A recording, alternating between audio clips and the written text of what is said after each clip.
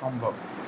কিন্তু এক প্রকার আমি অবাক হয়ে গেছি যে কিছু সংখ্যক ব্যবসায়ী এটাকে অ্যাকসেপ্ট করতেছে।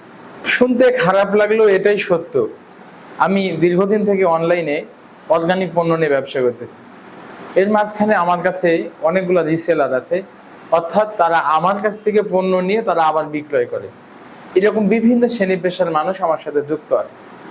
কিন্তু আফসোসের বিষয় হচ্ছে কিছু সংখ্যক মানুষ কাস্টমার এবং ব্যবসায়ের উদ্দেশ্যে বলা যে তারা ইচ্ছা করে দেখতেছে তাদের লাভ বেশি হবে, এর জন্য তারা অনেকটা এক প্রকার বাধ্য করতেছে আমাকে যে কোয়ালিটিটাতে কম্প্রোমাইজ করতে।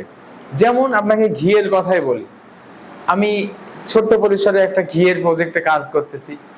এখানে ঘি একসঙ্গে যখন উৎপাদন করা হয়, 10 কেজি ঘিয়ের ভিতরে 1-2 কেজি ডালডা বা সোয়াবিন তেল ঢেলে দিলে কিন্তু কোয়ালিটি এবং দাম দুইটাই কমানো সম্ভব। কিন্তু এক প্রকার আমি অবাক হয়ে গেছি যে কিছু সংখ্যক ব্যবসায়ী এটাকে অ্যাকসেপ্ট করতেছে। কেন রে ভাই, আমরা তো উদ্দেশ্যই হচ্ছে যে হালাল পথে ব্যবসা করব এবং অর্গানিক খাঁটি পণ্য নিয়ে ব্যবসা করব, তাহলে কোয়ালিটি নিয়ে এত কম্প্রোমাইজ করার কি দরকার?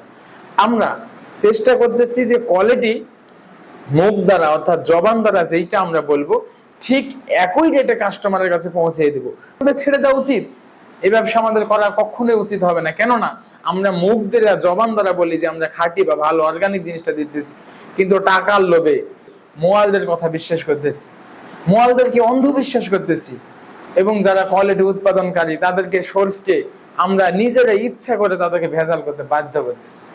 এর জন্য আমার থেকে যারা পণ্য নেন তাদের উদ্দেশ্যে বলি, আমি সোহাগ আহমেদ কোয়ালিটি নিয়ে কখনো কম্প্রোমাইজ করব না। আমি এবং আমার কাস্টমার এবং ভোক্তা লেভেলে যারা আছেন তাদেরকে সবচাইতে রুট লেভেলের জবান দ্বারা যেটা বলি আর কাস্টমার যেটা চাই সেইটাই পৌঁছিয়ে দেবো ইনশাআল্লাহ।